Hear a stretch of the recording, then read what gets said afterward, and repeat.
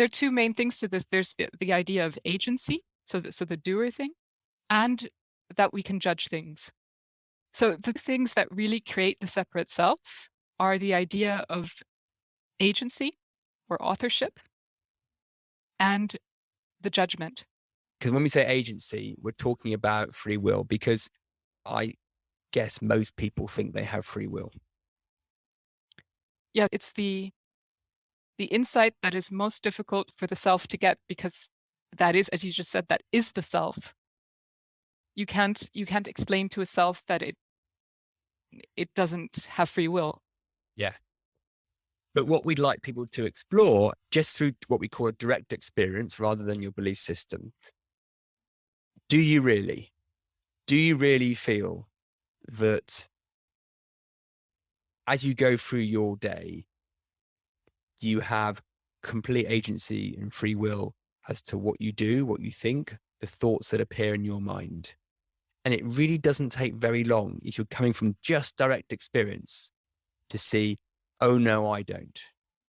Because it might appear to you that you have a choice in your mind as to whether to, at 10 o'clock in the morning, do X or Y, or to go and make a cup of tea. But that thought that appeared in your mind with that apparent choice, did you put that in there? And you have to quite quickly go, well, no, I didn't. So if you're not putting the thoughts in that give you choice into your mind, do you really have free will? There's this choice aspect and this deciding, which when you look at it, no, decisions appear, thoughts appear. And then there's the aspect that when we say I have free will, it means I have in some way to be separate from everything else surrounding me, because that means I, as a separate entity, can influence sort of my own sphere of action.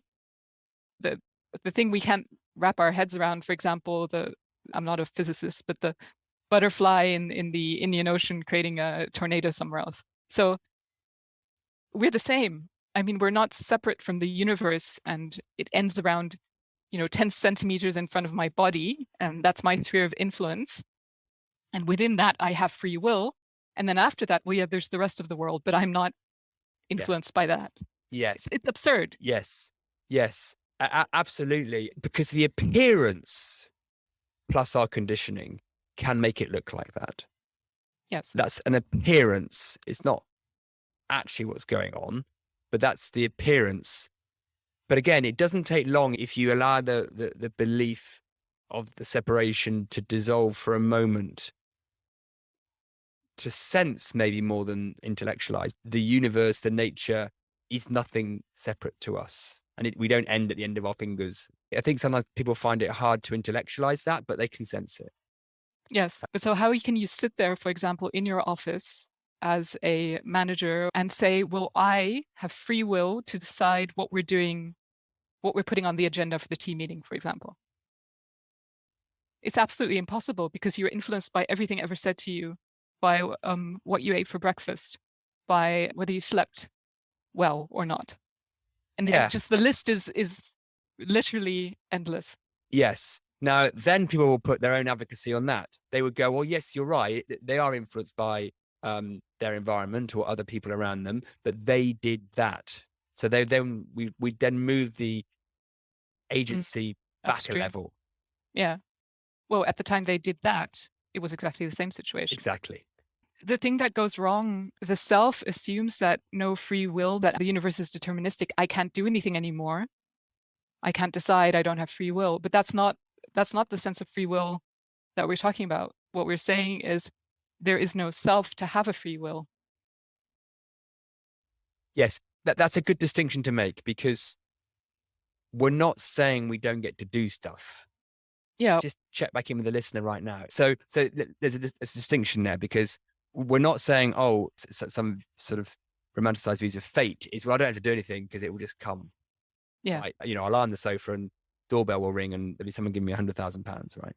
So we're not saying it's fate. We're not saying you don't get to decide stuff, because you do, because I decided to have blueberries for my breakfast. Yeah, I did. What we're saying is that wasn't what we might conceptualize the self as doing that. That wasn't It's me. programmed. For me, Yes. the easiest way to say it is it's a multitude of millions of variables that are running on a huge system. And it's running itself, and we have nothing to do with it. So there is doing, but there's no doer. Mhm. Right? There is programming, there's no programmer. And that what we are is not a separate entity, but an activity, a universal activity of a greater field. Yes.